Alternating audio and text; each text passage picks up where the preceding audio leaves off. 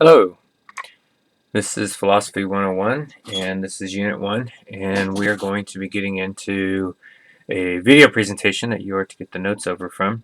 What I'm going to talk to you guys about is probably the most important part when it comes to philosophy. Basically, it's the essential part of philosophy, and that is creating a structure of a good, sound argument. Without a good, sound argument, you're not really doing philosophy. That's really what philosophy is all about: is the construction and the analysis of a argument in order to be able to successfully present your case. So we're going to get into a little bit of that, and you are to be taking notes as we go through this. Now, when you do the notes, you want to be both getting down the information that's on the screen, but also you want to be getting down some of the information that I'm talking to you about as well. And especially if I'm going back over repeating something, then you may want to add to that. But you can always slow down the video and restart it to get down some of the information that I'm talking about too. I didn't put everything on the PowerPoint slide, and some of the stuff is going to be just discussed instead. All right, so when we're talking about an argument, what we're talking about basically is the concept of logic. And really, that's what we call the study of arguments, is logic. In order to create a sound argument in the idea of philosophy, there are several things that you must have. First off, you got to have the supporting of a proposition. Now, a proposition is a declarative sentence that has a truth value. Each argument has a conclusion and a premise. Now, what we're talking about here with this proposition is that when we're discussing this truth value, it can be the declarative sentence can be either true or false. Propositions express facts about the world that sometimes can be viewed as true or false, depending upon which way it's being looked at. There are other types of sentences as well that you could have that are not considered to be arguments, such as questions, commands, exclamations, etc. In order for it to be a proposition, and in order for it then to become an argument, there must be a truth value put into these sentences. All right, the second thing you got to have then is a conclusion, which is a claim to support the proposition, and premises. And you can have usually between one to multiple premises, which are nothing more than supporting statements in order to help provide for that conclusion then. The process of reasoning from a premise to a conclusion is called an inference. You must have at least one premise in order to be able to create what you want to have as an argument then. And you can have more than that. You can have several premises then, but it just depends upon how far you're wanting to take your argument and how much support are you trying to build for that conclusion then. So what we're going to be getting into is, as we're getting into class then tomorrow, we're going to start watching and doing some examples of different kinds of arguments then.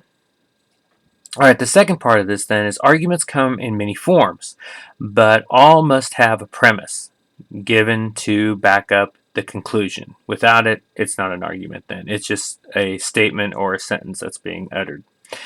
Use of keywords to help determine what is a premise and what is a conclusion. So here are some things that you may want to write down. Okay, here are some examples of some keywords that will help you to determine if the sentence is a premise that's being brought forward or is it a conclusion. Such words as because, since, due to the fact, reason being, those are all words that's going to start out a premise sentence.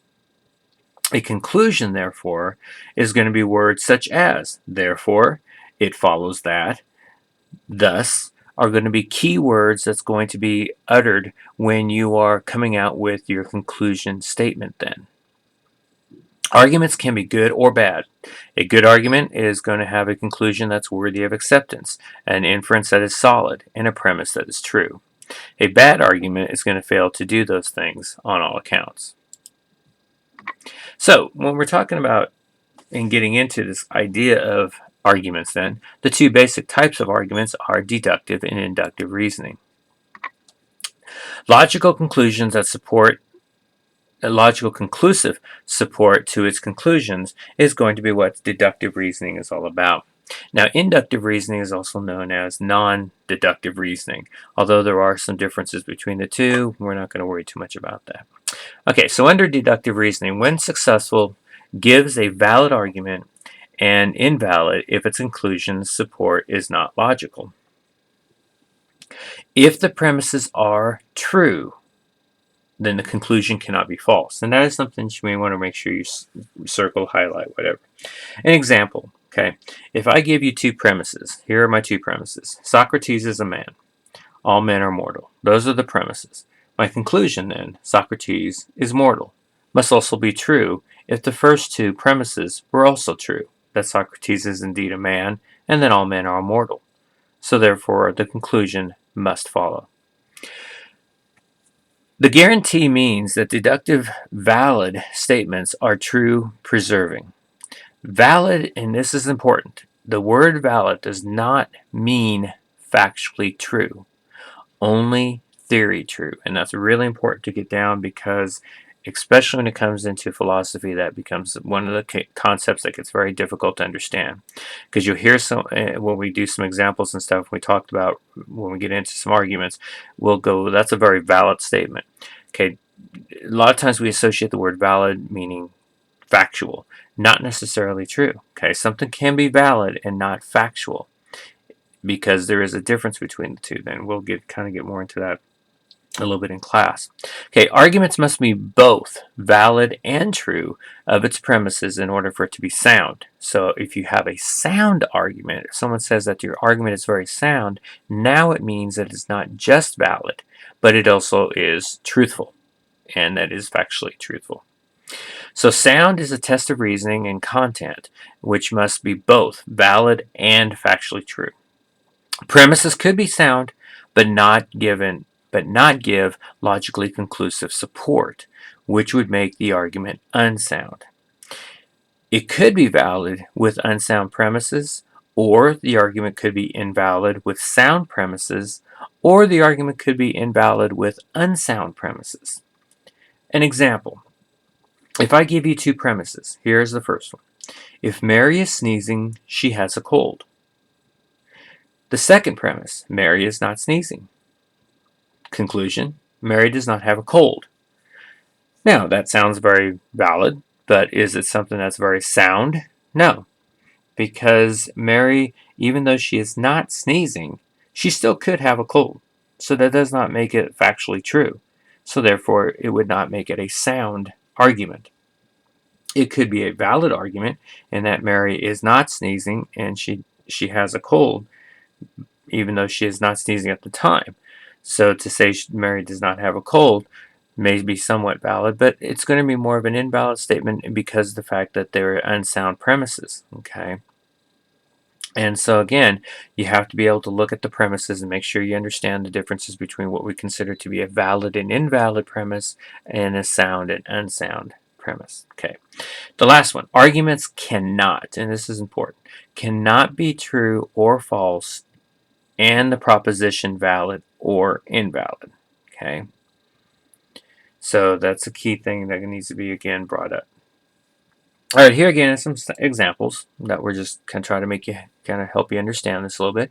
Okay, the first one, if the atomic number of hydrogen is 1, then it is the lightest element. The atomic number of hydrogen is 1, so therefore hydrogen is the lightest element.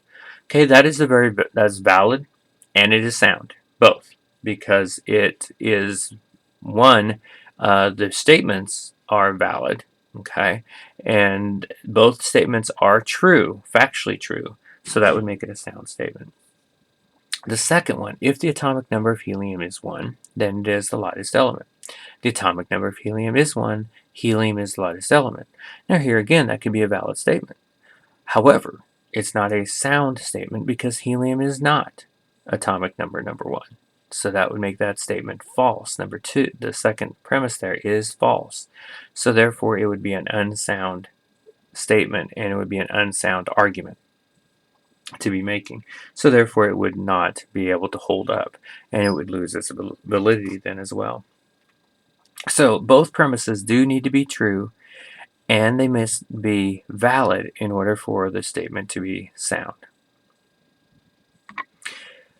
When it comes to forms of deductive reasoning, there's going to be a video we're going to be watching in class, but when it comes to forms of deductive reasoning, basically there are 4 types, and your book gets into these pretty thoroughly, so we're not going to get too heavy into these, but they are modus ponens, modus tollens, disjunctive syllogism, reductio ad absurdum.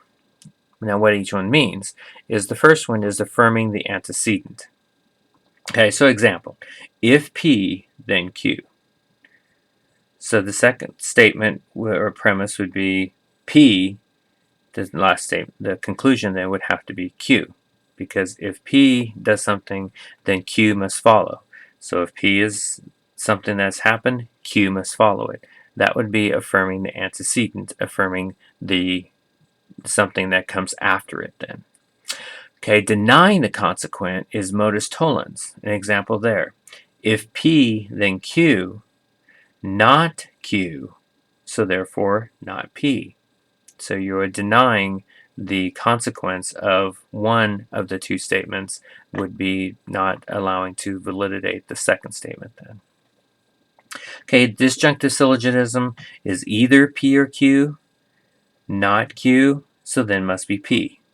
Okay, and then the last one is a reduction of the contradiction. Again, we're going to be watching a video that'll kind of go over these a little bit more to kind of give you a little bit of help. And we're also going to do an activity that's going to be dealing with deductive reasoning in class that will kind of give you a little bit more assistance in trying to get some of these down and understand a little bit. Okay, now we're going to talk about inductive reasoning. Inductive reasoning, or what's also known as non-deductive reasoning, is basically a non-truth preserving. Under inductive reasoning, you cannot guarantee that its premises are true. The conclusion will also be true. It is intended to provide only probable, that's the key word, you want to circle this, underline it on your notes there, probable support to its conclusion. More likely true than not, but it does not have to be true or proven true as it would be deductive reasoning. Inductive reasoning, or what's also known as non-deductive reasoning, arguments are evaluated in terms of their strength and cognancy. What does that mean? Strength is the premise are true will increase the likelihood of the conclusion being true. So the more truthful the premises are, the more strengthening of your argument that you're going to have in inductive reasoning. Cognancy must be strong and all premises in fact true. So again, it's kind of like sound and invalid when it comes to deductive reasoning, but in this case, it's not quite as stringent as the deductive reasoning would be. One that fails to provide that support is showing a weak reasoning. It allows reason from evidence in hand to new knowledge and conclusions. Some of the forms of inductive reasoning, okay? There is a enumerative induction. This is a reason about groups to conclusion of single member. Reason from single form to include on a group. Less representative the sample, the weaker the conclusions. Okay, so you would have, for example, if half the students I met at this college are agnostic in religion, and let's say that I only met 10 students.